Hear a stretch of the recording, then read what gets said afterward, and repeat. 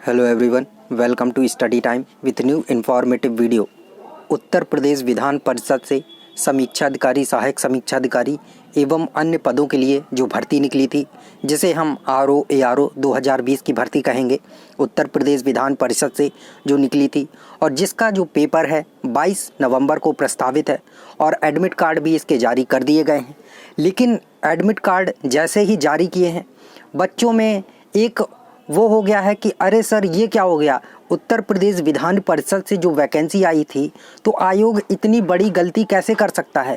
क्या आयोग को ये पता नहीं था कि ऐसा कुछ होगा? तो जब उत्तर प्रदेश विधान परिषद की जो वैकेंसी आई थी तब इसमें जो पदों के लिए आवेदन मांगे गए थे वो एआरओ यानी सहायक समीक्षा अधिकारी को छोड़कर बाकी सभी पदों के लिए आवेदन मांगे गए थे। और उसके बाद उसी नोटिफिकेशन के तहत एक एआरओ के लिए भी पद मांगा गया, मतलब वैकेंसी निकाली गई जो इसी में सम्मिलित कर दी गई। लगभग उसमें जो 23 पद के समथिंग थे, मुझे एग्जैक्टली याद नहीं है। तो बच्चों ने जो आरओ के लिए भी फॉर्म फिल किया, एआरओ के लिए भी फिल किया, या फिर अन्य जो उनके पास योग्यता थी तो उसके अनुसार उन्होंने और भी फॉर्म फिल किए, क्योंकि नोटिफिकेशन में साफ साफ लिखा हुआ था कि आप एक से अधिक पदों के लिए भी आवेदन कर सकते हैं, योग्यता आपके पास उसकी होनी चाहिए और सभी के लिए जो है फीस भी अलग अलग आपको सबमिट करनी होगी। तो जिसको लग रहा था कि हाँ आरओ में तो सभी कर सकते थे, कोई चीज़ नहीं थी, सिंपल ग्रेजुएशन मांगा गया था। इसके साथ जो एपीएस और ऐसी कोई भर्ती आई थी, अनुपूरक और ये सारी भर्तियाँ आई थी, एआरओ की आई थी जिसमें आपसे ओ लेवल मांगा जाता है, तो इनमें अलग से योग्यता मांगी गई थी। तो अगर बच्चों के पास वो थी तो उन्होंने उसको भी फिल कर दिया, मतलब किसी ने 2 फॉर्म फिल किए, किसी ने 3 किए, किसी ने 1 किया, जिसके पास जो योग्यता थी। लेकिन जब एडमिट कार्ड जारी किया गया तो इसमें एक बहुत बड़ी समस्या हो गई कि बच्चों का जो एडमिट कार्ड था, पेपर था, ये शिफ्ट 1, शिफ्ट 2 और शिफ्ट 3 में करवाए जा रहे हैं। तो एक ही साथ एक ही टाइमिंग पर पेपर करवाए जा रहे हैं। अब बच्चों को इसमें ये प्रॉब्लम है कि सर बताइए एक ही टाइमिंग में कहाँ कहाँ हम पेपर दें, इसका दें या उसका दें। आपको टाइमिंग तो सेम करनी चाहिए थी, टाइमिंग तो अलग करनी चाहिए थी, क्या चीज़ है।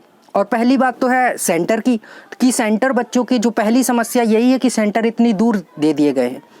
इन्होंने प्रेफरेंस मांगा था कि चूज़ कर लीजिए आप 3 सेंटर, उसी में से आपको दिए जाएंगे।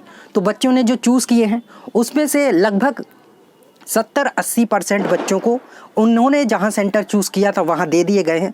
लेकिन कुछ 20-30% ऐसे बच्चे हैं जिनके सेंटर उन 3 में से भी अलग दे दिया गया, बहुत दूर दे दिया गया। ये देखिए, मैंने पोल भी डाला हुआ था, बच्चों से पूछा था कि आपका जो सेंटर है वो आपने जो चुना था उसमें से ही मिला है या फिर कहीं अलग गया है। तो लगभग 20-21% बच्चों ने बोला है कि हमारा सेंटर जो है उन 3 में से कहीं नहीं आया है, अलग डिस्ट्रिक्ट में भेज दिया है। जैसे कि जिसने मुजफ्फरपुर डाला था तो कहीं किसी का आगरा भेज दिया है, किसी ने प्रयागराज या ऐसे कुछ भी चुना था तो उनका उन तीनों से हटा के बनारस भेज दिया है, या कानपुर भेज दिया या लखनऊ भेज दिया है। तो ऐसे सेंटर चेंज कर दिए गए। तो चलिए उसमें भी इतनी बड़ी कोई समस्या नहीं है। अगर 3 में से आपने फॉर्म है कि बाद में फिल किया होगा, इस वजह से हो सकता हो सेंटर ना बचे हों, इस वजह से आपको दूर सेंटर मिल गया। तो इसमें इतनी ज़्यादा कोई समस्या नहीं है कि चलिए ठीक है 3 में से नहीं मिला, कहीं और तो मिला है आपके आसपास, जहाँ भी हो, जितना भी दूर हो, लेकिन सेंटर तो मिल गया। लेकिन समस्या उनके लिए आ रही है जो आयोग ने गलती की है कि एक ही जो अलग अलग पेपर डाले उनके लिए एक ही पेपर करवा रहा है, एक ही टाइम पे करवा रहा है। अब बात यह है कि चलिए अलग अलग शिफ्ट में भी आपका पेपर हो रहा है तो वो भी अच्छी बात है, लेकिन सेंटर जो है वो ही चेंज कर दिया है। अब एक ही समय पे आप कहाँ 2-2 जगह जाएंगे। ये देखिए, मैं आपको एक एडमिट कार्ड दिखा रहा हूँ। बहुत से बच्चों ने अपना एडमिट कार्ड भेजा कि सर ये देखिए हमारा जो पेपर है एक इलाहाबाद में है, एक लखनऊ में है, एक इलाहाबाद में है, एक कानपुर में है, एक बनारस में है, एक लखनऊ में है, और सेम टाइमिंग है, तो हम दोनों पेपर कैसे एक साथ देंगे। ये देखिए, ये एडमिट कार्ड है, एक बच्चे का है जिन्होंने समीक्षा अधिकारी लेखा के लिए फॉर्म डाला था, और इनका जो पेपर है वो लखनऊ में होगा और सुबह 9 बजे से 11 बजे तक। और सेम बच्चे का ही जो है ये देखिए सहायक समीक्षा अधिकारी के लिए है और ये भी 9 बजे से 11 बजे तक है। तो अब बताइए ये पेपर लखनऊ में देंगे या फिर ये कहाँ है, प्रयागराज, तो प्रयागराज में देंगे। तो आयोग को इतनी बड़ी गलती नहीं करनी चाहिए थी। थोड़ा आयोग को ध्यान देना चाहिए था कि आयोग आखिर कर क्या रहा है, क्या ये एक पेपर छोड़ देंगे। अगर ऐसा कुछ था तो आयोग को पहले से ये सूचित करना चाहिए था कि आप जितने भी फॉर्म निकले हैं जी उनमें से किसी एक में फॉर्म फिल कर सकते हैं। तो बच्चे क्यों अपना फीस बर्बाद करते। 1050 रुपये पूछिए उस गरीब बच्चे से जो अपने माँ बाप से मांगता है कि फॉर्म निकला है उसके लिए, और आप ऐसी इस तरह बर्बाद करवा देंगे उनके पैसे कि आप एक ही पेपर दे सकते हैं। अगर ऐसा कुछ था तो आपको पहले से ये बता देना चाहिए था नोटिफिकेशन में कि आप एक ही पेपर दे पाएंगे। आपको फॉर्म 10 भरने तो 10 भरिए, 4 भरने तो 4 भरिए, पेपर आप एक ही का दे पाएंगे। लेकिन आपने नोटिफिकेशन में बोला कि सभी के लिए आपसे अलग अलग आवेदन लिए जाएंगे और सभी की फीस आपको अलग अलग सबमिट करनी होगी। बड़े प्यार से आपने बोला, लेकिन उसमें एक लाइन और जोड़ देते कि सभी का पेपर अलग अलग होगा या एक साथ होगा, और सेंटर ही एक ही जगह दे देते, एक ही स्कूल में दे देते, तो बच्चे ये होता कि चलिए अलग अलग शिफ्ट में है, चलिए इनका तो एक ही शिफ्ट में है तो भी अलग अलग शहर है। अगर किसी का अलग अलग शिफ्ट में है और फिर भी उनके भी स्कूल अलग अलग हैं, एक ही शहर में अलग अलग स्कूल, दूसरा शहर तो छोड़िए, एक ही शहर में अलग अलग स्कूल, अगर एक शहर में सेंटर दिया है तो आपको एक ही स्कूल में दे देते, क्या प्रॉब्लम थी? शहर आपने बदल दिए, सेंटर बदल दिए। इतना तो आपको, इतनी छोटी संस्था तो नहीं है उत्तर प्रदेश विधान परिषद कि ये भर्ती आप करवा रहे हैं और बच्चों जैसी हरकतें कर रहे हैं। तो ध्यान देना चाहिए था। बच्चे जो फॉर्म फिल करते हैं बहुत मेहनत से पैसा आता है, ये भ्रष्टाचार और ऐसे नहीं आ जाता है जैसा कि लूट मचाए रहते हैं सब। तो ये आम जनता का पैसा है। गरीब परिवार के एक लड़का जो फॉर्म भर रहा है, लड़का या लड़की, उसका माँ बाप ने कितने मेहनत से उसको 1050 रुपये दिया था और आप ऐसे लूट के चले जाएंगे, बेवकूफ़ बना के चले जाएंगे। समझते क्या हैं आप अपने आप को? तो आप लोगों को ध्यान देना चाहिए। अभी भी 22 तारीख को पेपर है, तो अभी तक आप तक क्वेरी पहुंच चुकी होंगी। बहुत से बच्चों ने जो आपने नंबर दिए हैं तो उनमें क्वेरी पहुंच चुकी होंगी। हालांकि बहुत से बच्चों ने मुझे बताया कि वहाँ से सेटिस्फाई होने वाला जवाब नहीं मिल रहा है।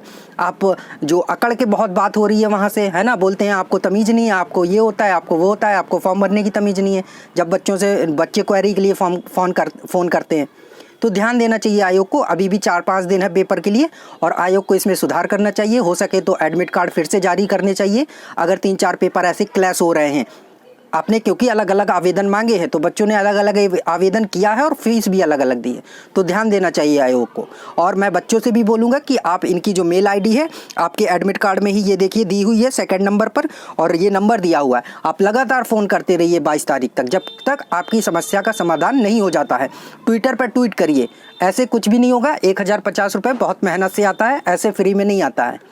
तो ध्यान देना पड़ेगा आयोग को भी और बच्चों को भी। जिनका भी ऐसा कोई इशू है तो उन सबको ट्वीट करना है। योगी जी को ट्वीट करिए, मोदी जी को करिए, जिसको भी करना है। ऐसी बड़े बड़े जो आयोग हैं इनको भी करिए और इस नंबर पर फ़ोन करते ही रहिए अपनी समस्या के लिए।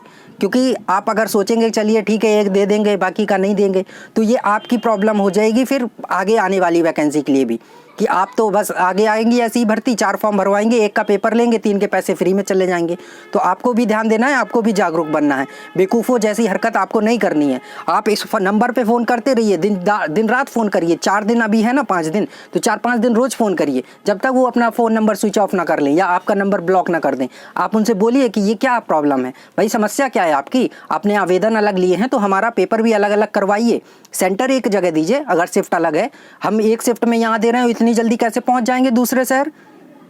बेवकूफ़ों वाले काम कर रहा है आयोग। तो आयोग को ध्यान देना चाहिए और बच्चों को भी ध्यान देना चाहिए कि इन नंबर पर लगातार संपर्क करते रहें, फ़ोन करते रहें, और जो मेल आईडी दी है इस पर भी मैसेज करते रहें अपनी समस्या जब तक समाधान ना हो जाए, और सभी को एकजुट रहना है। So thank you. मिलते हैं नई इन्फॉर्मेटिव वीडियो के साथ, और अगर इस संबंध में कोई अपडेट आती है, मिलती है, तो हम उसकी सूचना आप तक ज़रूर पहुंचा देंगे। So thank you. मिलते हैं नई इन्फॉर्मेटिव वीडियो के साथ, और अगर आप इस चैनल पर नए हैं तो चैनल को सब्सक्राइब जरूर कर लें। Thank you.